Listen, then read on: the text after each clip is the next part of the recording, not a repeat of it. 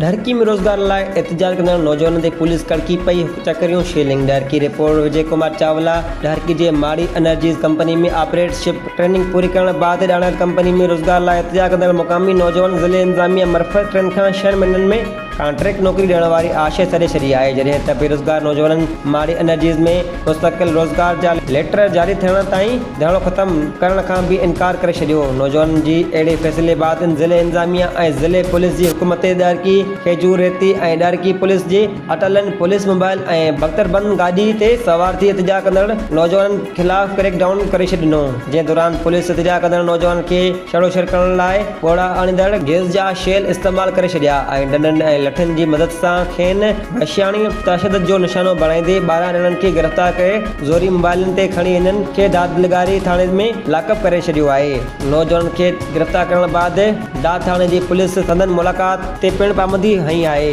गिरफ़्तार कयल नौजवाननि में शुएब अहमद, मुर्तज़ा हमाद, आसिम अली, अज़ीज़, नाइब अली, काशिफ अली, मुस्तफ़ा, शाहिद अली, करीम बख्श ऐं ॿिया शामिल आहिनि। पुलिस कार्रवाई बाद SP घोटकी जी हुकूमत